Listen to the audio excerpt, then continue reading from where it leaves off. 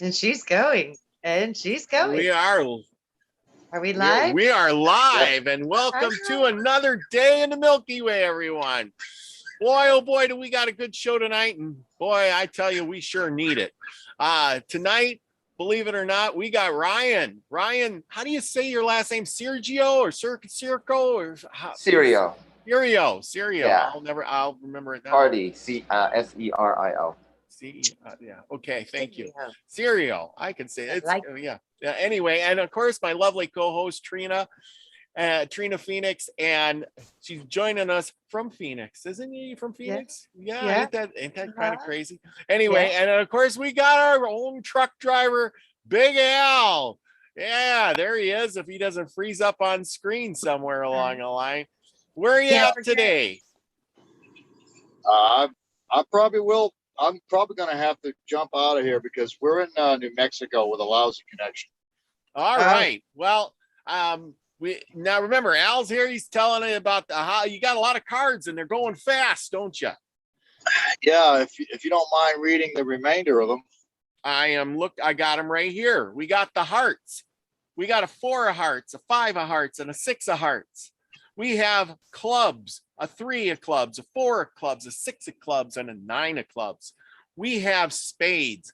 We have 1 through 7 spades and a 10. So there you go. Yeah, actually, Genevieve has the 7 of spades. Oh, 7 of spades is gone. And then, or it's 1 through 7 or just 1 and 7? 1 through 6. Oh, 1 through 6 now. Yeah. Okay. See, Amy, everyone, you're going fast. Amy McFarland has the 9 of hearts. And then Ken and Doug Stern has the king of spades. All right. Okay. Yep. And he bought 4 decks, and he's going to give away 3 on Wayne's channel. Well, awesome. That is so good. We all love that. Excellent. Absolutely. I don't really know who he is. He just contacted me and said he wanted 4 decks. Nice. That's awesome. Nice. Well, there you go. Okay. And then there'll be 4 lucky people out there. So thank you for that update, Al. And you just hold tight, drive safe. We'll be all sending you much favor. You and Perry, both. Yeah. He's not here. Hey, Perry. There he is. There he is. Hey, it's Perry. Hi, Perry. Hello. Awesome. How are y'all doing? We're doing good. You just drive and keep your eyes on the road. By gosh, I had my share of truck driving. Man, I drove with the trailer all the way to Wisconsin and back, and that was quite the trip. So I know all about it. You truck drivers don't talk on the radio like you used to. No more CB radios. I heard just a little bit, and that was it. I'm like, I got the CB on, and nobody's talking. Well, this still out there. It's just that, it's just easier by cell, Yeah, whatever. I missed the old breaker 19. I do too. I liked how they used to communicate, let each other know, like if things are on the road, debris, just Yeah, when there's an accident, they get on there. But other than that, it's quiet. I'm like, yeah, it's fixing to get real interesting here soon. On the 27th. That's all I'm going to say about that. Yeah. Yeah. I guess we have to be careful what we say on YouTube. Absolutely. Yes. Be careful. Sure. Yeah. Yes. Code words, man. Code words. Yeah. All right. Well, my gosh, Ryan, what do you got planned for us tonight? I am thoroughly interested in this one. You blew us away with the last show. All that information. I'm still regurgitating all this stuff. I made some great small short videos on that too, and it's just there was just so much packed in it. So what do you got for us tonight? Yeah, well, me and Trina have been talking for a couple of weeks. So one thing I'd like to talk about a little bit is continuing the work that both of us have been doing a little bit with Ariel very quickly, and then maybe going into some of the experiences that led me to some of the conclusions and got me to the title of the show, Love Over Fear, because I've been going through a lot of testing in the astral and in dream world, because that's where a lot of my work is being done, like on a psychological and spiritual level. And so a lot of spiritual warfare, and then some work with a new entity this year, basically a red dragon. So I want to get into that and all the gnosis that I gained from that, that really kind of like incorporates everything and is something like that we could all use to live by, basically, because the ultimate reality is love over fear. And then fear is such a crippling emotion, and it prevents you from really evolving on any plane. So yeah, so let's just go into it. Yeah. Yeah, so Trina, we were talking about 2 weeks ago about Ariel and how she is my, based on birthday, the different angels of the Shem HaMafaresh have like guidance over certain individuals based on their birthday. So mine being November 9th is that day is ruled by Ariel, and Ariel has been coming up constantly lately.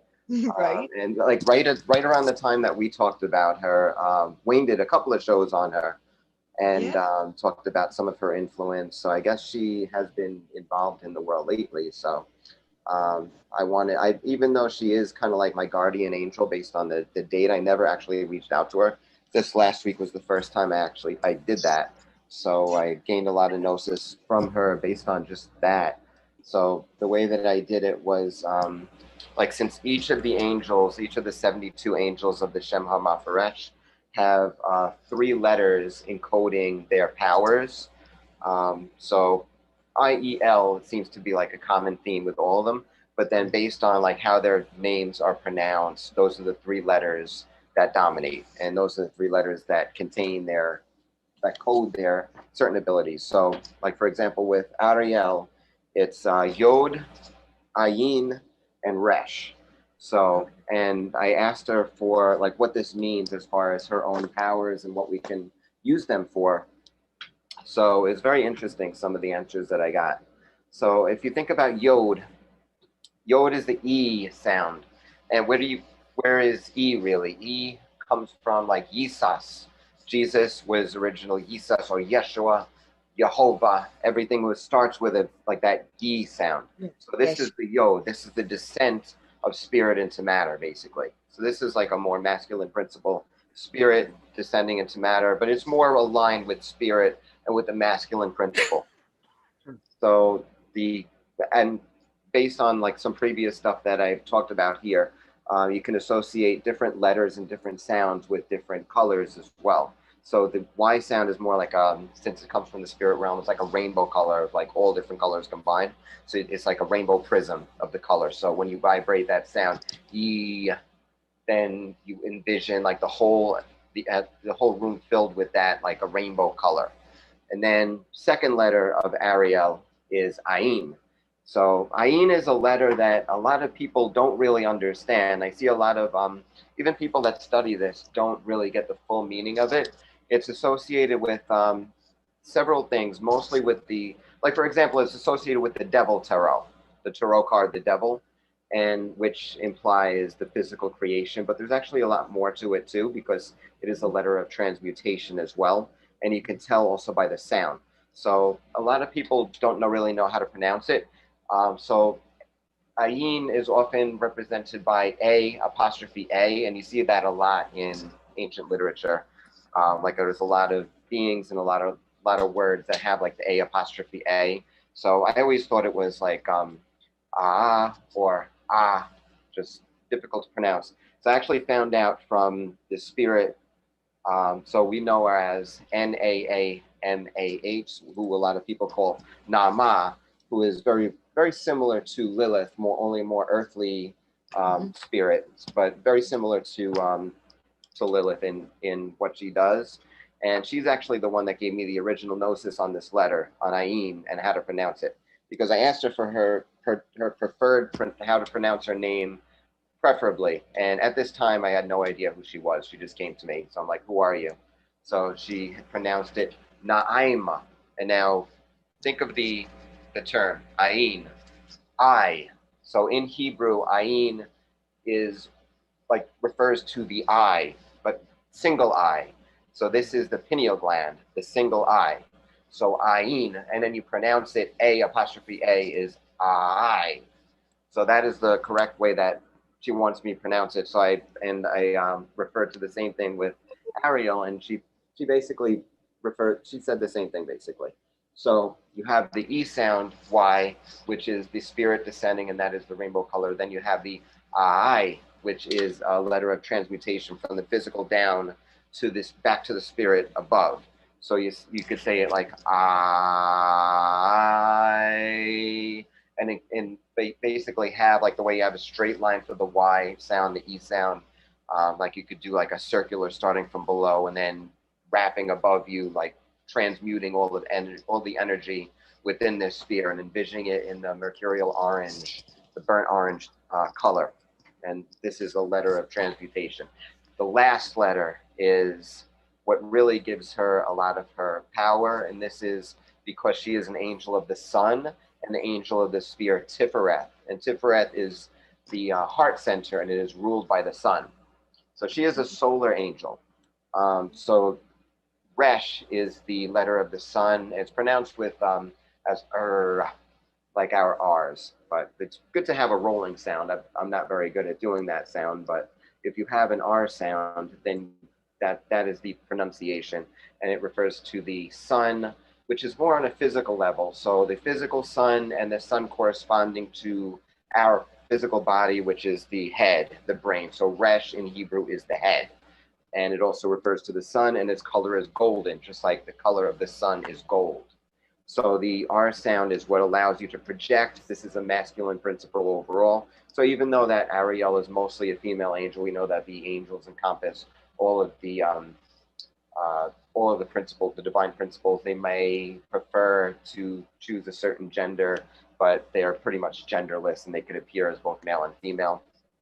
So they actually can incorporate whatever encapsulates their name. So Resh is like the key element. So you have the E, which brings down the spirit, then the transmutation through the I, and then the R, which you roll off, and that is where you can project your own will to do magic in her name. Yeah, so what else do I want to say about her? Yeah, and then R, like I said, is gold, and that's the final letter that you could actually project. So, like, for example, the way she showed me, since she presides over the element water, so like if you have water, you could just charge it. Like some people use magic to charge water before you drink it, before they consecrate certain thing in ritual, or even just when you have take a sip of water and just like want to charge your energy, you could just do that R sound like and then touch it, project that energy into the water, because water is very malleable and it takes up the energy very quickly that you release onto it. Yeah, and then another thing that Wayne talked about that I verified with Ariel is that she does like having her name sung. So the way you can, because that brings emotions as well. So you can bring all of these letters together to bring forth the sound Ariel. So you could start like E-I-R-E-L, and then basically just sing that. And as you're doing that multiple times, build up the energy.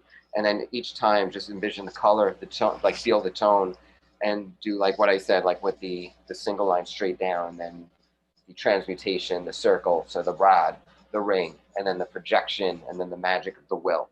So you do this, you sing it, and then that really transmutes the energy. So you could do this to affect your physical life and in rituals in her name. And this is something that she will come in and bless your rituals for doing this, and basically give you the will and then insight into different things like that. So that's what I learned from her in my ritual with her. So there's a lot of things you could really ask her, and Wayne really goes into that. And Trina, if you want to add anything, because I know you've been talking about her recently. So when I started connecting to that, the power was so potent, and then I started seeing the information, the Dictionary of Angels, and how it's associated to the lion-faced god. And that to me goes to the Nag Hammadi. And there's just so much to that, and that is like the ultimate power. So there's just so much to this angel, as she's just, I mean, he, she, like I said, in the dictionary of angels, it's spoken more in the male aspect of Ariel. Wow. So it's profound how you can see the polarity between the two different perspectives and aspects of people who've had interaction with this energy and tried to define it. But I keep seeing so much that these are so much, when the lion-faced god and then the whole Yaldabaoth and all of that stuff started coming into my mind, and then I started seeing the powers of the portals, like the rings. I kept seeing rings of portals of creation, and these rings of light, wings would pop out the side. You see the heart with the angel wings? I kept seeing as a circle of glowing light with these angel wings just coming out of them. And it was, I have a fly, sorry guys. Yeah, so I kept seeing the spinning and moving of light through portals and directing of consciousness and personality, inspiration, powers, miracles, answering prayers. Like all of these things are coming through these portals of lights, which are angelic in essence. So I saw her as a portal as well as an angel. Yeah, that's really profound. And That so goes for like the whole portal from the spirit into the earth to transmute that's back into exactly what spirit. I was seeing. It was a portal, and then what was even weirder was I was seeing that, how the people talk about the eighth sphere that's underneath the feet, 3 inches or 3 feet about in the earth, that's connected to your chakra system. Mhm. It's the other chakra system that goes to the 13. There's one that's about 3 feet beneath your feet in the earth. I kept seeing that somehow those portals are actually emanating the information down into the earth, and then through the earth's central sun, it's projecting into our specific portals based on our resonance and the ability to perceive and bring forth those frequencies. But it was coming from like the celestial, and to come into us, it was going through the earth and then coming through our feet into us. Instead of from our head, it was coming through our feet. So I was seeing everything backwards and upside down, and I was seeing that the angels are portals. Yeah, so that actually resonates perfectly with what I experienced out.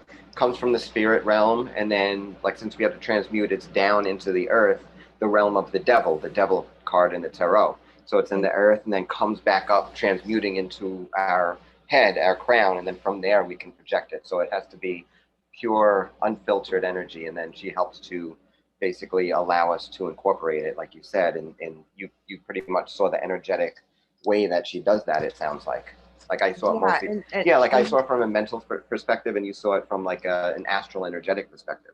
And it's really weird when you were talking about how you were making the sounds and how you would use the rod and then you would use the circle. What's the symbol of the circle with the line through it? Pi? Oh, yeah. What is that? Phi, I think. Phi. Yeah, phi. She was showing me, I am phi. I am phi. He's making my symbol. That's one of her symbols. When you were doing that, she was showing me, I am phi. She was showing golden me ratio. That. I was like, wow, because she was like saying, see what he's doing with his hands. She's like, that's my symbol. And it was the circle with the line through it. I was like, ooh, very interesting. Yeah, and that's the golden ratio. So that's how spirals are created in the physical world. So it's a mathematical principle, but it's related to the physical world, and that's how things are created. Like if you look at all the spirals in the galaxies down to the mollusks, and even like the way some of the way the plant life is organized spatially and physically. So that's also really cool. Too, it's the spiral that goes in the brain. It's the ram's ears. It's Aries. It's the initiator. It's the inspiration. It's being able to receive it through that fire, through that rush, through that. Yeah. The R, that. Exactly. Yes, and that's how it is. Okay. Yes, that makes sense. And then so much better than me, but no, that makes perfect sense. So we're totally aligned with that then. So That's great. Yeah, like Yeah, so it helps to talk about these things because then you get other perspectives and it makes even more sense. it helps us grow Yeah. to expand further with what my piece and your piece, and I see how your pieces are fitting in my pieces, and I'm like, it's that's how we get closer to the truth. Yeah. The truth will only come through 100 of our eyes, not one set.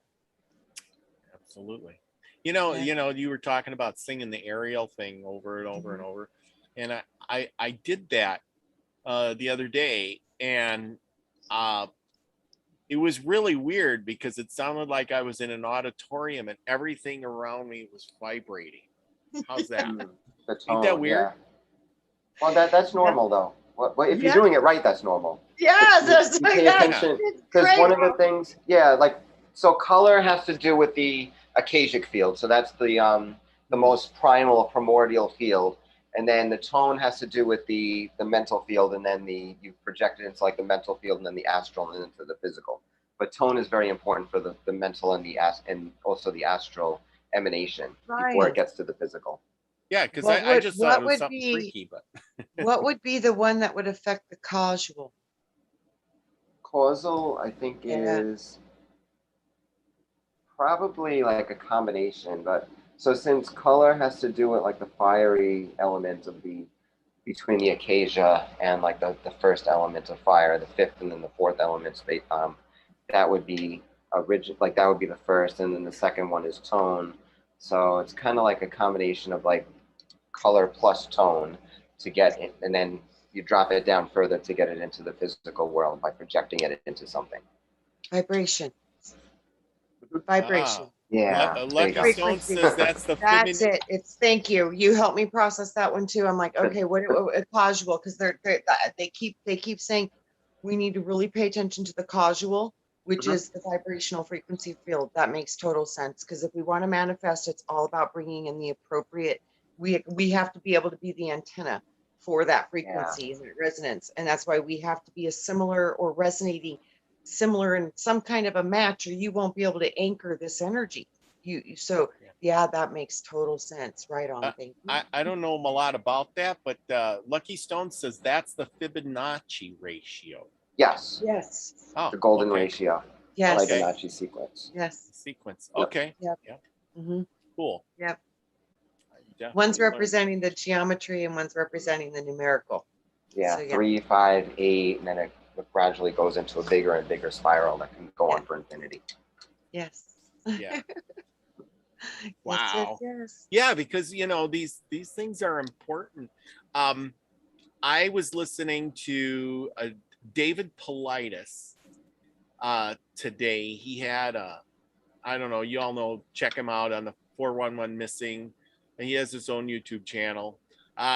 He had something about a white buffalo, right? Oh. And he was talking about the white buffalo, and then there was this.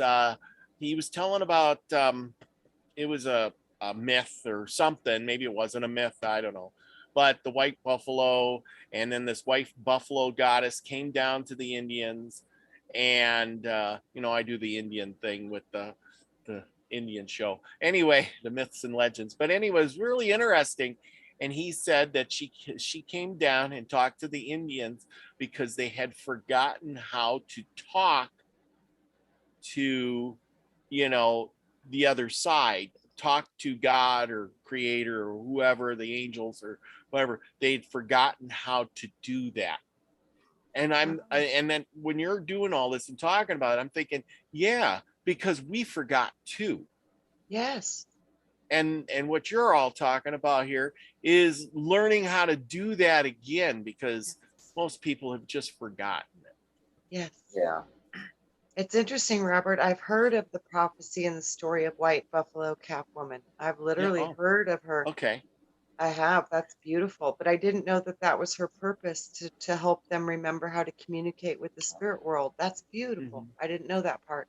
I knew she was healing, and I knew she was very sacred and considered to be one of the most powerful blessings to have that energy in your presence. White Buffalo. It was a good story he was talking about, but the part I caught up with the most was the part when he was saying that she says, hey, you've forgotten how to talk. You know, you forgot about, you know, maybe talking, but you've forgotten how to. Absolutely. And I thought, oh man, you know, that's what we're learning. Yeah, because it's totally different than just the mundane way of speaking that we have to communicate with each other. So everything is based on vibrational frequency, tone, all of these things put together to really speak telepathically to the gods and to bring forth creation, like what we want, as opposed to just be like a victim of circumstances most of the time, which a lot of people unfortunately have become. They don't really understand how to speak, how to let their will come through, and exercising your inner voice and your communication with your spirit guides and the gods, that will make things a lot more clearer for people so that they can navigate this world a little better. Yes. Yeah. Nina says the Buffalo woman also gave us the pipe, and she's right, because that was part of the story, but you have to go check it out. The pipe. She brought down a pipe, and apparently they smoked the pipe, and you know, whatever. And then she what else she brought? She was they were hungry or whatever, and then the buffalo came, and you know, I can't remember the whole story now, but that was the part that stuck out the most. But there was a pipe in there. Yeah. Wow, right on. So it's all good. So if you want to hear the whole story the way it's supposed to be told, go over to David Paulides. He had a short video on it, 15 minutes. Go over there, check it out. It was really good. White Buffalo Calf or something it was called. I love it. Anyway, very interesting. Oh, we even got David Barry joining us tonight. I got a shout out to everybody before we get going a little more. It's all the people are piling in. We got David Barry all the way from jolly old England, who put out a nice little video today. I'm sending you much favor, David. That was really good. Teresa D. Tan is in the house. Susan Shashi, Witch Moon 73 and Project Sky Falls. Pamela Jean, send her much favor. Nina Fetty, Nina Fetty is in the house. Hello, and how you doing? We got Lucky Stone is in the house. He says the Fibonacci sequence is 432 hertz too. We got John Little in the house, and we got Michelle Can-Am Free is in, and who else do we have? We had Black Point in the house, who came to watch Ryan. Hey, Robert. Yes, Big Al. Hey, what's up? Michelle Can Free has the 7 of diamonds. 7 of diamonds. All right. Yep. I forgot that earlier at the beginning of the show. All right. So if you haven't got a card, get with Al. He'll get you a card. There's a few of them left. I'm naming them off at the beginning. I'll probably name them off at the end. If you don't know which ones they are, send me an email. Or maybe Teresa will put them in the thing. We got Emperor Rex in the house. And we got, I missed one here. Somebody in the house that I missed. I know there is. The Way is in the house, and Brenda, Milky's mom, is in the house. And I missed her too. Truth Seeker. I know all these people are listening. And Delaney Pearl Jones, who I think was making supper or something. And even Sarah Horton has stopped by to show us some love with Slightly Slanted Sleuth Steve. Hi, Sleuth. And Max Vision had popped in at one point. I hope he's still listening. Max Vision, shout out to you. I'm sure he'll have a show right after ours, and it'll be good because you can catch the frequency over there. And people are still popping. And we got Scotty Boy, who's just popped Scotty in here, and Isby. Project Sky Falls. Hi, Isby. Yes. Yeah, Project Sky Falls. Isby, Isby, maybe we'll get together this next week and do a show. I think Scotty Roberts is on vacation, and the 9 o'clock spot is going to be pretty empty. So anybody who wants to do some show this week, get with me, and we will do a few shows. I'm going to try to get David Null on, and we are going to put together a whole slot full of things. It'll be great. Right on. Okay, back to Ryan. What else do I just love the idea of being able to talk to the angels. Like I said, my experience is when I started singing that Ariel over and over and over and over and over. Believe it or not, my dog is named Ariel, and so I say it all the time. But it was I don't know. I started singing it, and then it changed. Yep. And it was like I was it was crazy, but yeah, it was wild. But anyway, speaking of Ariel, I know everybody's gonna want to see this. This is a big surprise. You guys have already seen this, but look at the puppies. I got puppies again. Oh, and they're just getting their eyes open. You can't help but love the You puppies. can't help it. They're so precious. They're so cute. And they get so loud in the middle of the night, too. I bet they do. I bet they do. There you go. If you want to come to North Dakota and get one, you just jump in your car, head over here, and any of the Soul Tribe is welcome to have one. Put it that way. They're so cute. They're border collie healer crosses, or border collie healers. Yes. It's smart dogs. Yes. Where is So, it? Oh, Pamela Jean, sorry Brian? about the video. I will get a video of the puppies. Right on. Yes. Can I ask Brian more about the red dragon? You go right ahead. I said my piece and said hi to everybody. I'm just driving the bus here. Yeah, I know. I'm like, you do a great job, Robert. Thank you. Thank you. And I don't want to forget that and run out of time. I was like, I can't forget that. We got go ahead. I want to hear about the red dragon too. Okay.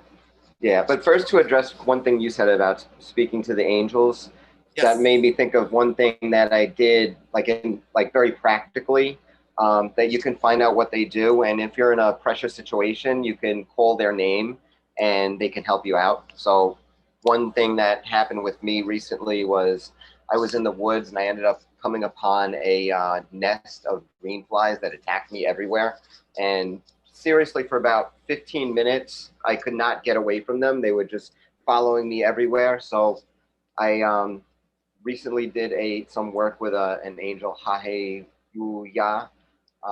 So I pronounced her name because she is an angel that protects against vermin. So as I pronounced her name, like vibrating her name in the forest, I was very carefully, I went from just going, screaming, trying to get all these bugs off me, and I was just like, fuck it, and then I was like, screw it. So I was like, ha hey ya, and then suddenly no more flies. They just completely abandoned me, and I did not get a single bite despite all of that. And then I stayed in the forest for another 4 hours, not a single bite, not even a mosquito. Everybody around me was getting bit, but I was completely protected from all flies, all mosquitoes after that, despite that initial onslaught. It was that happened to me so that I can invoke the protection, which was really cool. And it's something you could do if you know if you understand the nature of some of these spirits. So so that's something that talking to the angels made me want to just say that. But let's get to the red dragon, because that really inspired me to have the title for the talk today. So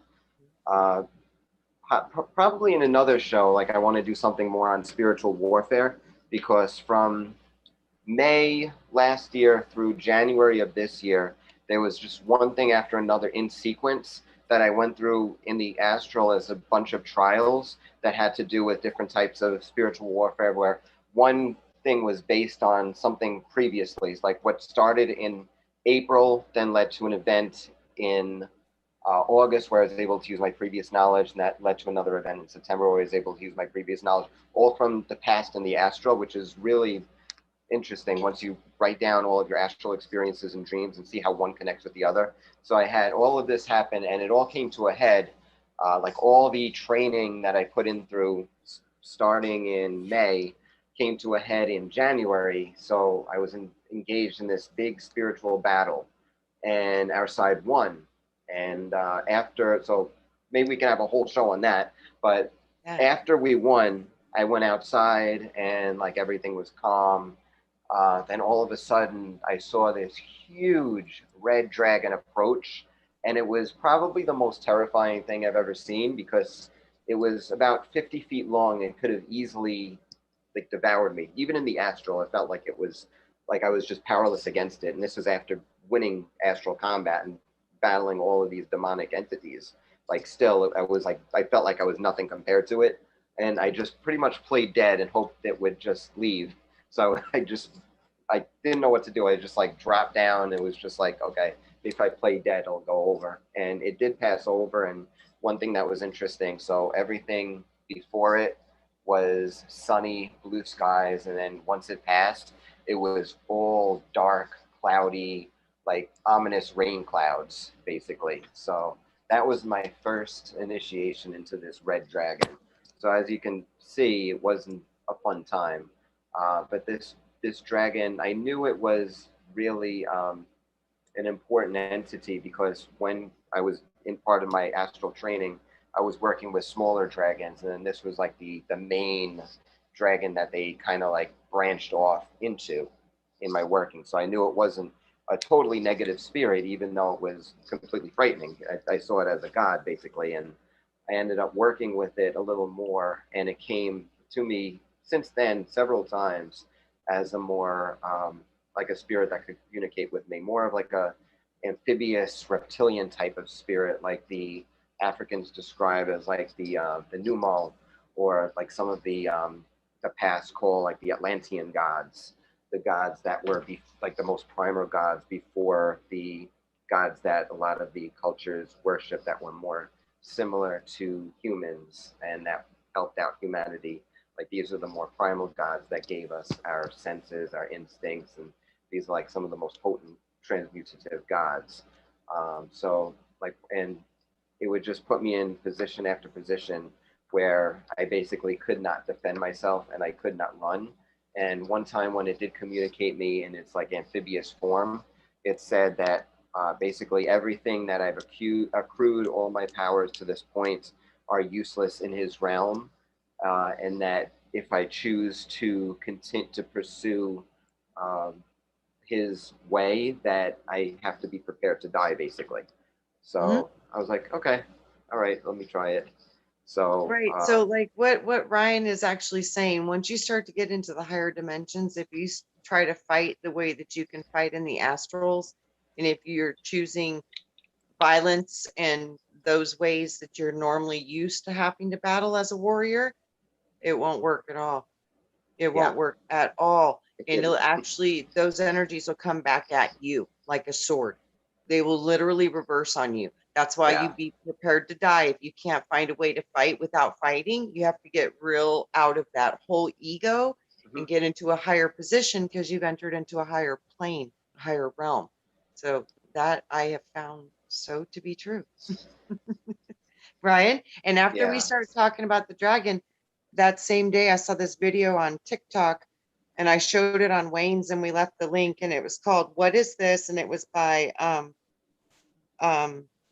Top Raul, which is TOPRAHUL. But look what I caught on camera. I'll get rid of this. Oh yeah, you showed me. Yeah, did you guys see that? It definitely looks like it too. I mean, how synchronistic is that?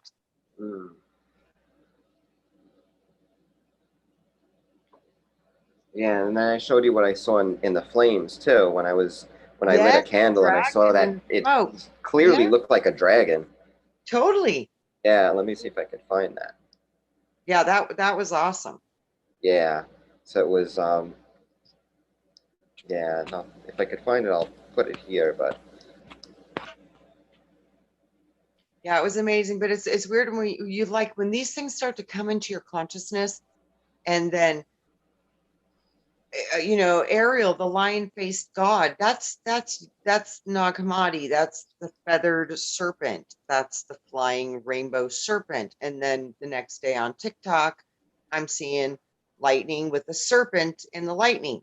I'm like, this stuff, we're manifesting it immediately, or just the awareness of it now is bringing it to where we're starting to see it.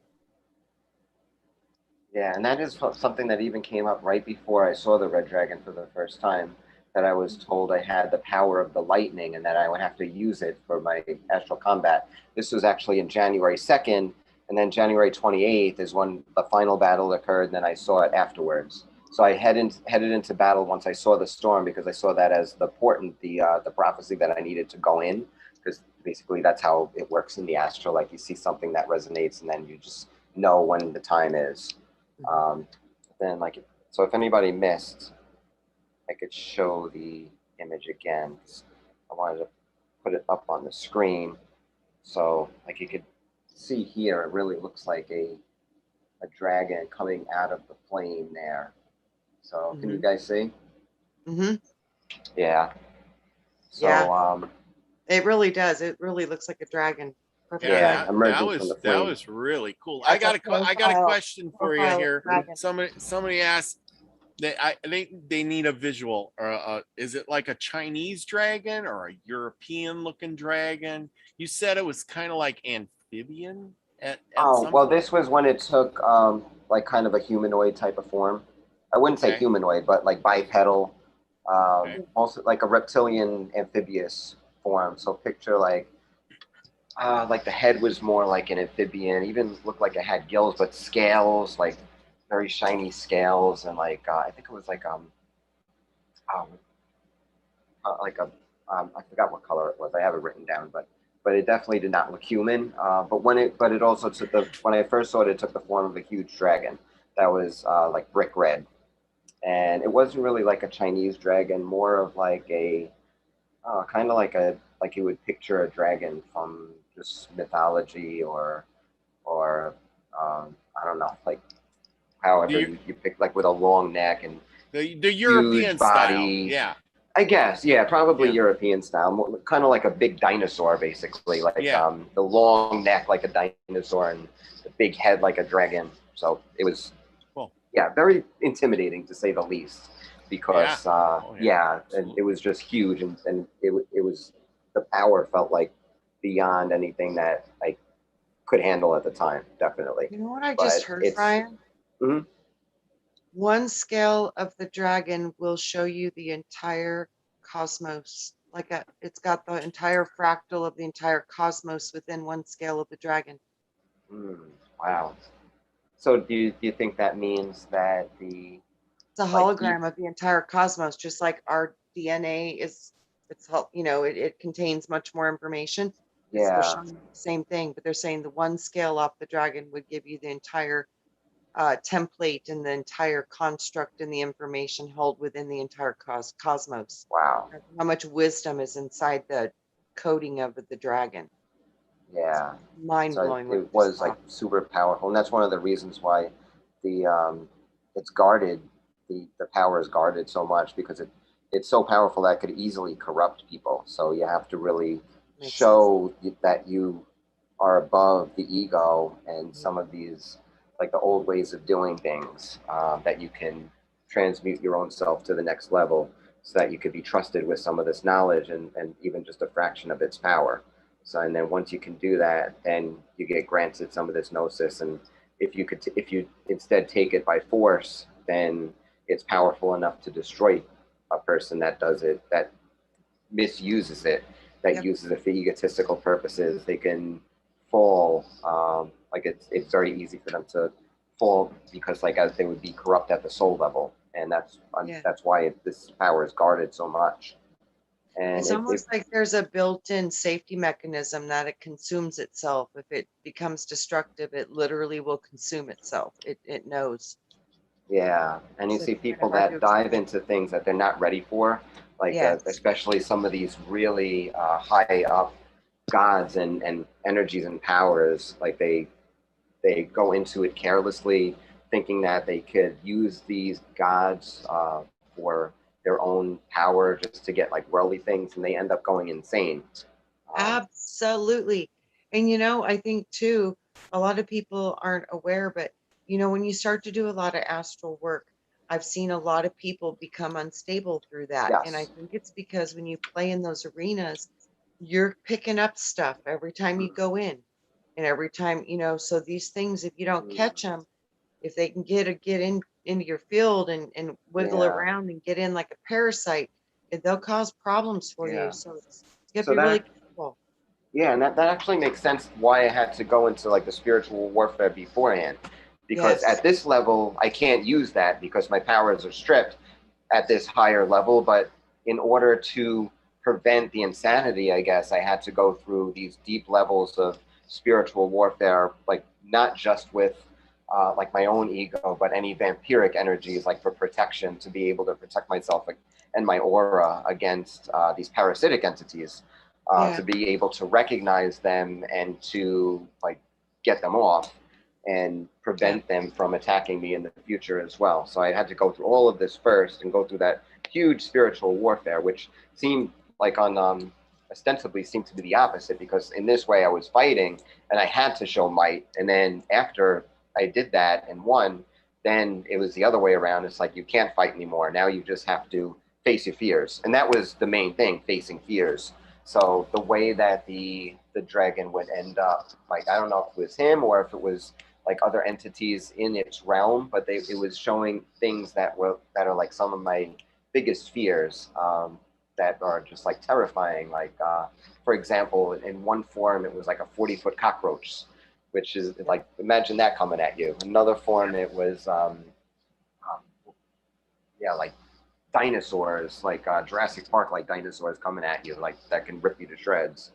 And a lot of the training is taking these forces and controlling them, and it's not easy. So I've had guides help me in helping to control these forces. So like one of the recurring themes, like I said, was like this huge dinosaur coming at me. So since I didn't do that well by myself, I had a guide come and basically stand in front of it, and as it's like making all of these like roars and terrifying sounds, like I was like kind of hiding underground in a tunnel next to it. It was kind of harnessing that energy and like feeding off of it rather than getting destroyed by it. So it was like up to me to like learn how to do this. And that's something that I'm still learning how to incorporate now, not be afraid. Kind of like if you're in a cage with a lion, you have two choices: either get eaten or don't get eaten. Right. So it's not easy not to get eaten. You have to make sure you don't show any fear. So how do you not show fear when you're in the face of an enemy that can kill you?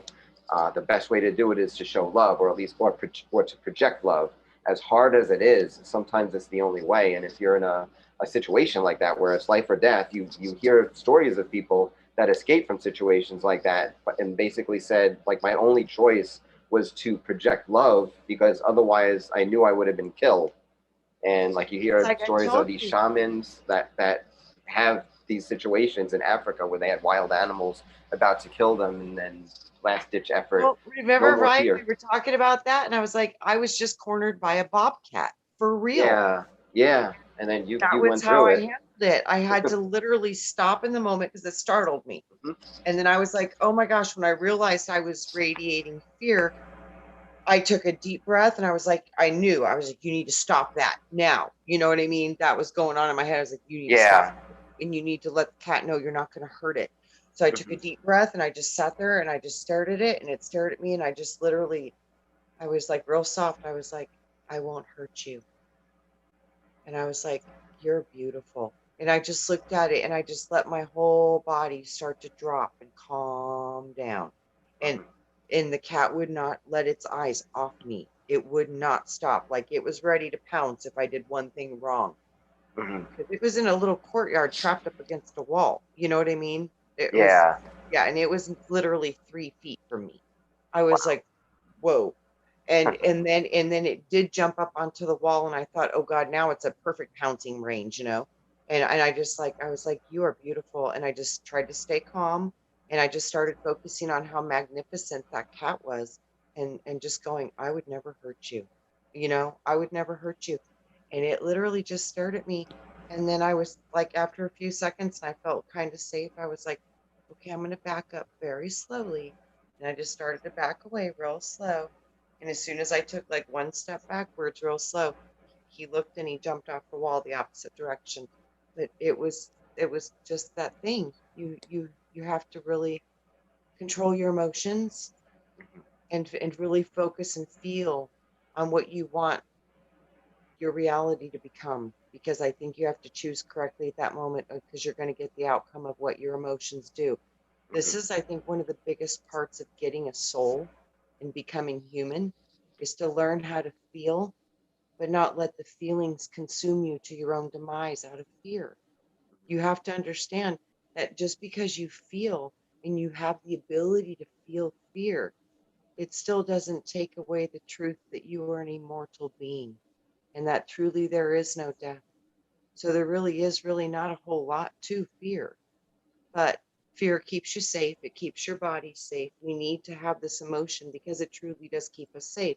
And it teaches us how to keep our bodies safe. You know, you don't touch a hot stove twice.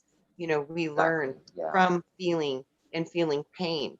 And, you know, you also have the beautiful side of it, empathy and love and joy and euphoria and bliss and Yeah.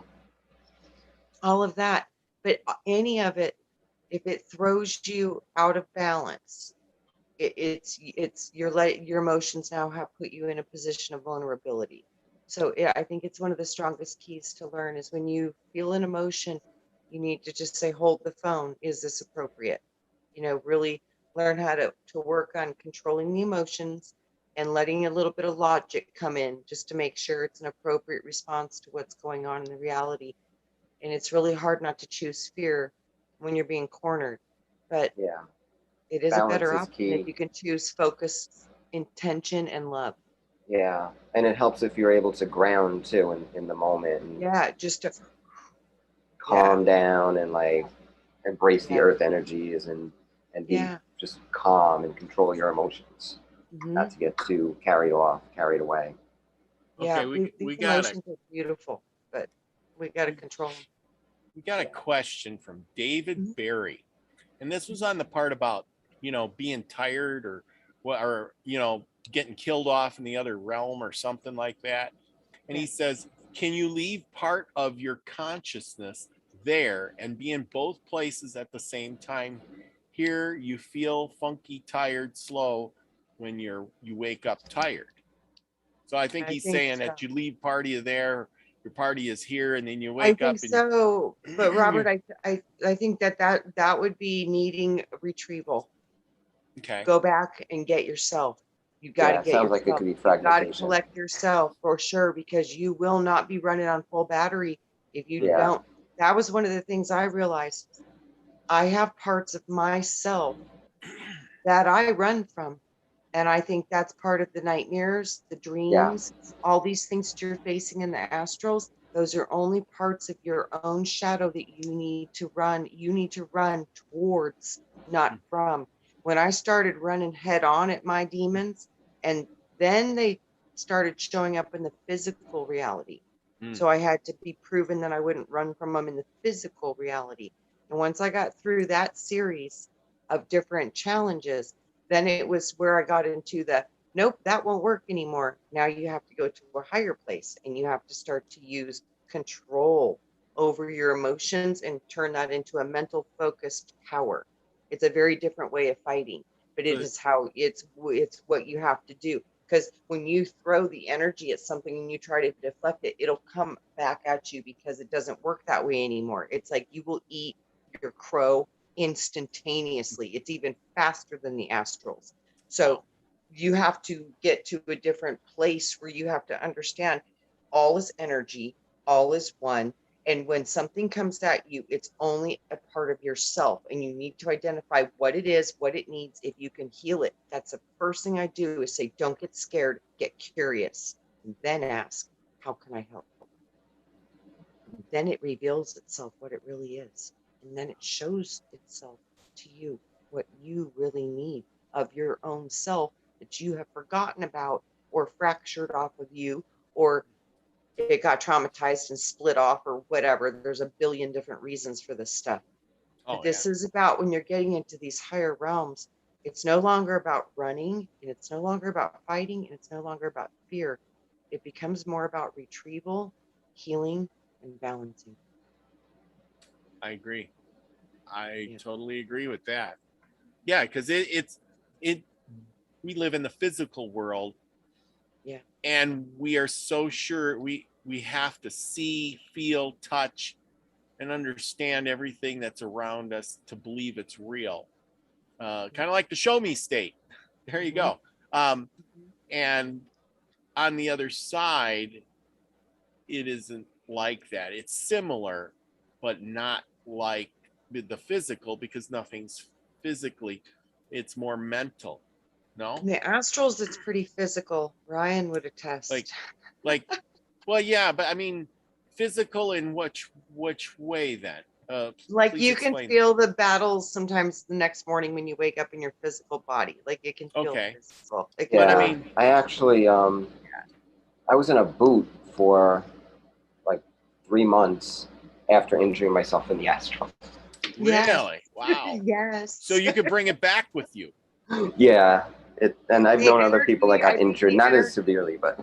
Well, what I think it is the energy is so strong, and whether this is happening in our imagination or reality is irrelevant, because our Yeah, and body you still reacts feel. the same. Yeah, it reacts. So whatever we're doing there, it does have some type of effect on the physical body. Period. And like unlike the dream state, if you're in like a real astral state, like if you're totally conscious, you could still feel excruciating pain. You can still feel strong emotion, even stronger emotions, because there's nothing hindering it in the astral, because the astral is an emotion.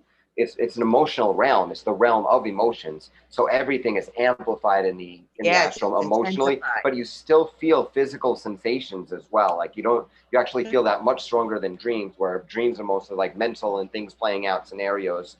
You can still see scenarios in the astral, but that's going through the Akashic records, and normally that's something that's flashing before you. It could be something from a past life, or something about another person that your guides want you to see, or your higher self wants you to see. So there are some key differences between the astral world and the dream world and the physical world, but you can definitely take it back. And that's why, like, when people start with astral projection, it's always good to start having protection techniques to like envision spheres around you that you're protected. Because I mean, what I'm seeing too, Ryan, one thing I've been seeing lately that they've been showing me is somehow these things are hooking into the cord. Into what? The light cord, the cord that follows you when you travel. The silver cord. Yeah. I keep seeing that they're getting attached. Oh yeah, they could attach into your chakras too, and that's why there's a lot of misconceptions that the chakras are fake. There's some people that are saying that chakras are artificial. Not true. Like, our chakras are our own, but it can get hijacked very easily because they're energetic points, and because they're energetic points, things can latch onto them if we don't do chakra work. Like, if some of our chakras are imbalanced, then anything can, like vampiric spirits, can easily attach to it and feed off of it, and then it'll feel like an artificial system. And if somebody's really imbalanced at a lot of different levels, then they could have all of their chakras being hijacked by different entities. And that's like a main part of shadow work, not just dealing with your own issues and past, but cleaning up your own energetic field so that these astral mosquitoes, these archons, don't feed off you, because they're like bloodsuckers. Think about it too, is a very highly advanced bioorganic computer system. And sometimes you need to go through and run a virus clean on your system. So think about it that way. For many people, that might work to help them know how to clear their fields. When you do the astral stuff, things get on your system. You need to do a system check. You need to go through and do a virus. Yes, yeah, exactly. You guys who know this computer language, use your imagination. Run the best software in the whole imagination can provide. I mean, you guys know how to do this. Like, see, for me, I work with fire. So I just go through fire bath. We all do it our own way. Some people are going to use the water. All they need to do is imagine themselves going and diving into the ocean and having the water cleanse their aura, their energy fields, their chakra, their blood, their cords, everything. We all do it different ways. And that's the beautiful part about it. We want to do it the way it works for you. But I keep seeing a lot of people are missing, like, the cord when they travel. There's lines of energy connecting you to this planet when you go off of it and go out of it. All these things have to be contended with, because I'm seeing a way that a lot of these hooks are getting into the system is because they're not catching it in the body, because it's actually attached to the energy cords that run from the earth to the sky, that you as a human have running both ways. So Yeah. clean your cords. And Mhm. yeah, and if you have a very close connection with your higher self, or with any gods that are really close to your soul, then they can point out where you have these issues, and they could do it. Usually, what happens is if you ask a guide for help, they might do it in the beginning, but then they want you to learn how to do it for yourself. So they might help you in like right away, like baby steps, but then at some point you're going to ask them for help, and then they're not going to show up, and then you're going to realize that the reason that they're not showing up is because now you know how to do it yourself, and it's your job to get it done. Just like in nature, when like the baby animals get fed, and then at one point like the mother decides not to feed them, so they cry and cry and cry, where's my food, where's my food, but the mother just turns their back on them, and then eventually they're just like, okay, I have to get my own food. So eventually you have to learn how to get your own chakras cleansed and get rid of your own astral trash. But they will help you in the beginning for any like newbies to this. And you know, too, like some things are very powerful and very strong. So like if you do your own work 80% of the time, and then something really powerful comes in, and maybe you're having a hard time identifying it or whatever, when you say, guys, I could really use some help right now because this one's kicking my butt, they Yes. will definitely come in and help you out with Yeah. that. Oh, Because you yeah. try on your own all the time, and if you don't ask for help all the time, when you do, they're like, wow, how can I help? You know? Yeah.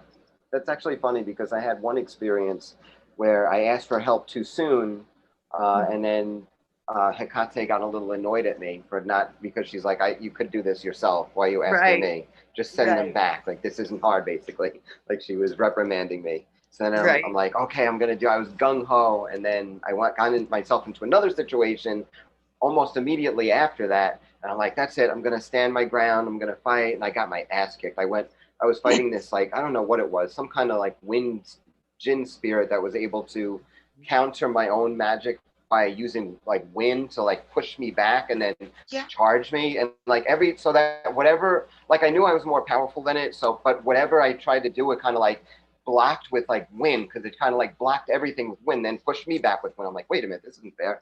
And then eventually I was just like, all right, I tried. And then I summoned my protective goddess, my queen. So she came and immediately turned me into a lion that pounced on him. And then I was able to just like smack it with my paw and then roared. And then that was it. It was gone.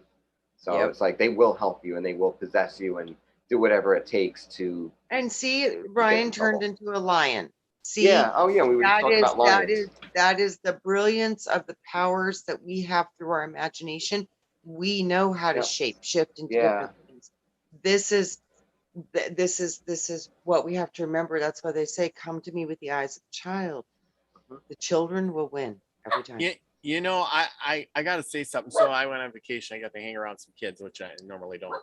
But I noticed that too, is that the children still have, at least some of them do, still have an imagination. Yes, And they do. I get there and you know, because I always hang around adults, and adults do, but it's a different type of imagination. And I've forgotten how kids actually look at things. They're fascinated. Yeah, I was just like, wow, you know, okay, I didn't, and for a minute it just struck me differently, like, what the fudge are you talking about? And then after a while I started observing, and then I was like, oh, this is what I've been missing out on, because I've forgotten what it's like to imagine things. You know, I mean, I imagine them differently now. Put it that Well, way. that's what I said. Sometimes it's really good to sit down and watch some, you know, like kid movies, stuff to bring you back to when you were a kid, like the stuff that you were raised with when you were a kid. These things will help bring you back to the way you thought when you were a kid. And you can also heal that way too. Yeah. So in ways that you were exactly. hurt as a kid, whether it's like in any type of level, you can go back and basically like through the time veils actually see that happening and like recognize it with with the wisdom that you have now and kind of like project the truth onto that situation so that it doesn't affect you anymore. Like you Yes. can see the root of a lot of problems that you're having now in your childhood, and you can actually go Absolutely. back and fix it through the time veils. And isn't that amazing when you fix that, Ryan, how like that trauma now is gone in your life? Like the memory's there, but there's no charge in the body anymore. Yeah. It's magic. And it's like now you actually see the trigger in moments. And once you see it and realize that there's nothing to it, then it's like, oh, you're healed automatically. Instantly. It's like we get so caught up in our own, pardon me, but shit, but we do. And we hold these traumas in our body, and a lot of things we pack away so tight we don't even remember them anymore. Right. So when you start getting into your own body, that's what I mean. When you start to realize that the shadows we're running from are our own shadows, our own traumas, the own stories that our own being has made up from its own story. And it's so profound when you can start to make friends with all of this, because when you do see it from a different position, even like you said, even if it's because it's 20 years and you're older and you think different now, it doesn't matter. As soon as you see it from a different position, then you put that charge in your body. As soon as you can change the way you think about it, which doesn't take anything away from it, it just transfers the neural pathways it used to travel down. Now it's traveling down a new set of neural pathways. And that's what gets that charge out of the body. And that's what heals you, because the memory is all still intact. Yeah. But you're choosing now a different wiring to run the system through, and it heals you. Yeah.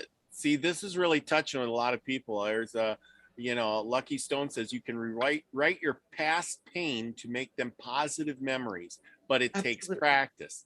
And then Nina says, my daughter is almost 1 year old, and I'm bringing my inner child back out, ones that I forgot. Yay! And get out Play-Doh and smell Play-Doh. That is a really Play-Doh, good that way. was good. Yes, it's a great way to get your inner child to come out and wake up and come out and play. Yeah, I mean, and that's true. Yeah, and like, oh man, there was playing in the sand or whatever. Just bubbles. the simple. Oh, bubbles, yeah. Yeah. I love the big bubbles. And that's simple, cheap, easy stuff, people. Yes. Yes, absolutely. Some Dawn dish soap and a bottle of water, and then that's right. Yeah. Super fun. Yes. Super fun it's stuff. So important. It's so important for us to be connected to our inner child as well, so we can help the children start to activate their imaginations, because this world is trying to stifle theirs as well. So we need to be able to play with them so we can activate their imagination, and then say, now what would you do next? And let them take the reins, but get them going sometimes. Let's make a fairy house out of Play-Doh today. Oh yeah. Do you remember that? I don't know if you ever seen it. The Twilight Zone. You've seen the Twilight Zone. They had an episode about a nursing home at one time. This is, I think it was black and white one. And so it was quite old, but these old people were in this nursing home kind of thing. And the one guy, every night he would leave, and he says, well, I go out and become a kid again and have fun. And they're like, oh, you're all nuts, blah, blah, blah, whatever. Well, anyway, he started out by playing that game, Kick the Can. And then he got all of them to play. And the one guy refused to play Kick the Can. And the others were all kicking the can. And the next thing you know, it slips the scenes, and they all became kids again. And then they ran off. And then the nurse came in and said, well, where is everybody? And he goes, he just didn't know what to say. He's like, all my friends just left. He had this big sad look on his face, and he couldn't get himself to become a kid again and play Kick the Can. He was like, too above that. I am an adult. I am not going to kick the can. Right. And that's it. That's the truth of it. And that's going to be the truth of it. It's going to come down to that simple. It really is, Robert. Profound truth right there. Profound. Yeah, Lucky Stones, Play, Kick the Can kick was the the can. episode. That's right. Okay, Play, well, kick look it the up. It's can. probably on YouTube somewhere. It's important to play. It's the only reason we came here is to learn how to use our imagination in the physical world and feel and taste and experience all of it. That's why Yes. we came here. Yeah. Yep. And through child's eyes or kid's eyes is a good way to experience it. You know, with that imagination, we lose it, and everybody's always telling you, become an adult, grow Think up. about what's the best part about children, and why do we have to guard them and protect them so much? Because, Robert, they don't have fear. Yeah.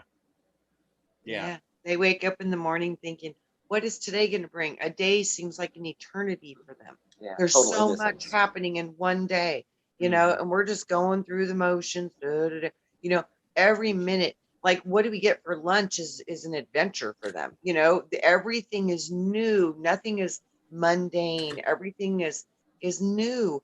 And with that newness, there's an excitement. With that excitement, typically children are happy, trusting, and they're not filled with fear. So they're constantly creating and they're constantly looking forward to the next moment because every moment is brand new for them still. They don't take advantage of one moment. And that's what we've lost.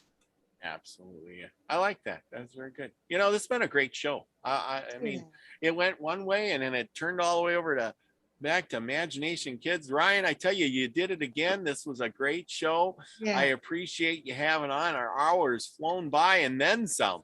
And again, we went over, but we can't get enough. Exactly.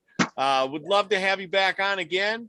By gosh, I want to hear more Red Dragon stories and on the other side. And I'm going to start doing more of the singing the Ariel name or maybe some other ones. I got another book up here about, oh, maybe it's over there, about angels and stuff. And I got a lady coming on here in a couple weeks, everyone, beginning October. She wrote the book, Encyclopedia of Angels. So that's going to be an interesting show.